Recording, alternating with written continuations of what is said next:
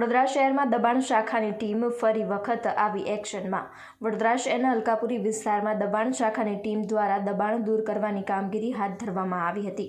અલકાપુરીમાં આવેલ કાના કેપિટલ નામના બિલ્ડિંગમાં પાર્કિંગમાં દબાણ કરવામાં આવ્યું હતું, જેમાં સ્થાનિકની રજૂઆત બાદ કાના કેપિટલ બિલ્ડિંગના પાર્કિંગમાં ઓટલા તોડી રસ્તો ખુલ્લો કરી દબાણ દૂર કરવાની કામગીરી હાથ ધરવામાં આવી હતી।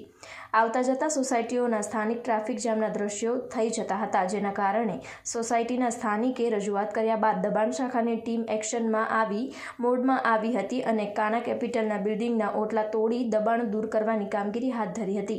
સાથે જ રોડ રસ્તા પર નડતરરૂપ થતા લારી ગલ્લા પણ ઉઠાવવાની કામગીરી હાથ ધરી હતી। આ સંદર્ભમાં દબાણ શાખાની ટીમ સાથે જ બિલ્ડિંગ ઇન્સ્પેક્ટર ઊભા રહી દબાણ દૂર કરવાની કામગીરી હાથ ધરી હતી।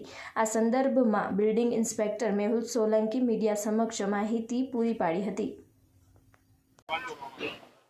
વહીવટી વોર્ડ નંબર 8 માં અલકાપુરી કાના કેપિટલ કોમ્પ્લેક્સ છે, ત્યાં કોમર્શિયલ કોમ્પ્લેક્સ દ્વારા રોડ લાઇનમાં બનાવેલ રેમ્પ, આશરે 80 મીટર જેટલી લંબાઈનો રેમ્પ પીડીઓ વિભાગને સાથે રાખીને એમના માર્ગદર્શન હેઠળ દૂર કરવામાં આવી રહ્યો છે। તેમજ વોર્ડ નંબર 8ના સ્ટાફને સાથે રાખી અને રોડ રસ્તામાં ટ્રાફિકને નડતરરૂપ જે લારી ગલ્લાના દબાણો છે એ પણ આજરોજ દૂર કરી અને 3 ટ્રક જેટલો સામાન જમા લીધો છે અને 5 થી 6 જેટલા કાચા શેડ છે એ દૂર કરાવેલ છે।